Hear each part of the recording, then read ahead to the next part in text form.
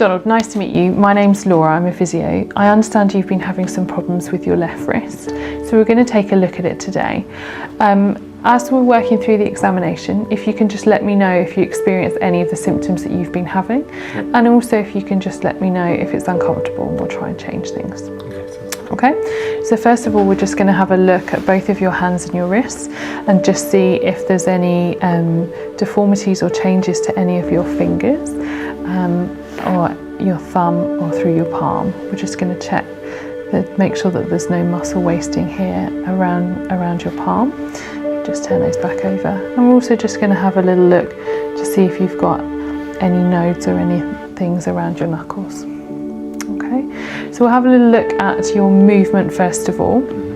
So if you start off with your palms facing up to the ceiling, and I'm just going to ask you to bring your wrists up as far as you can go.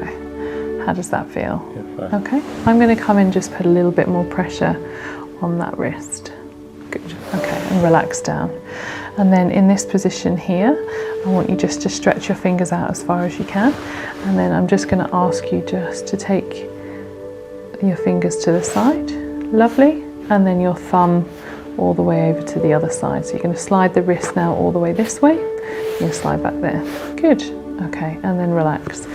So we're now going to turn the palms down. Lovely. And this time you're going to bring your hand all the way back. Happy with that? Again, I'm just going to come in and put a little bit more pressure. How does that feel? Yeah. Good. Hands down. And this time you're going to slide again. So first of all, with your little finger going out. Good. And then back to the middle. And then with your thumb coming in. Good. And then back to the middle. Comfortable with all of those? Yep. All right, so let's have a little look at your strength.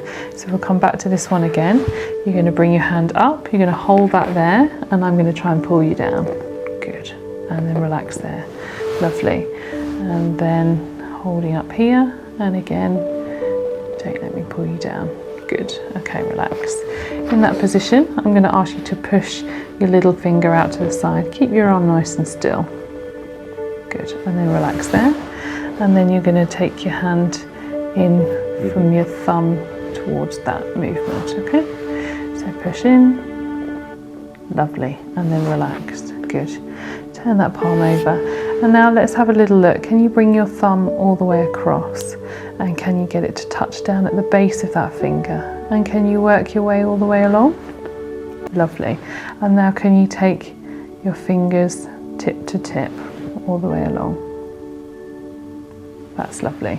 So now we're just going to have a little look at the health of the tendons just along the top of your wrist here.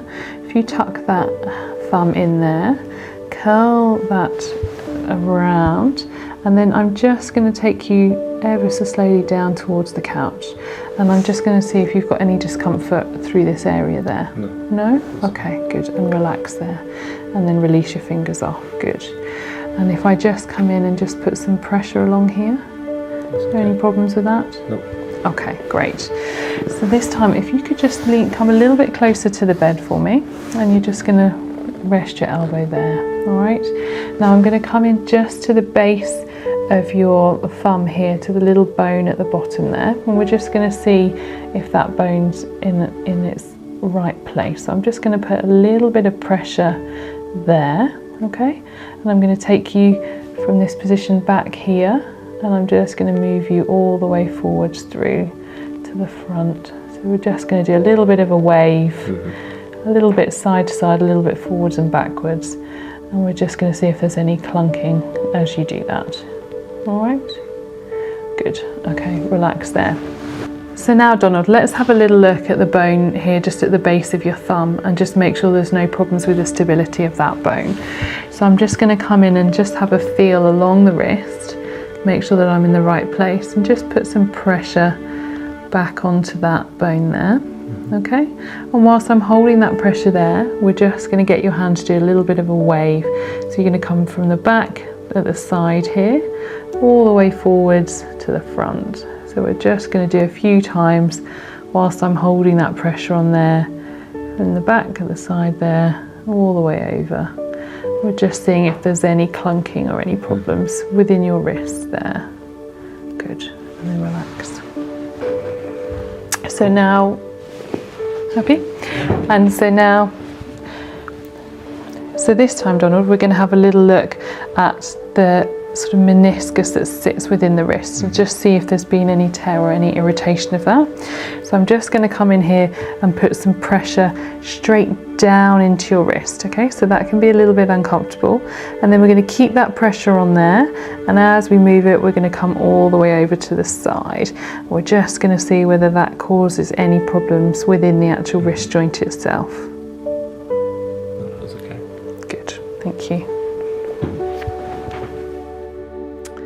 We assessed Donald's wrist and hand. We had a look for any obvious deformities, looking at swan necks, dupotrons, any contractures within the actual palm, any wasting of the femur or the hypothenar eminences. We also then moved on to look at his range of movement, the strength within his wrist and his hand, looking at his ability to use his thumb and his opposing movements, and the dexterity within his hand and his fingers.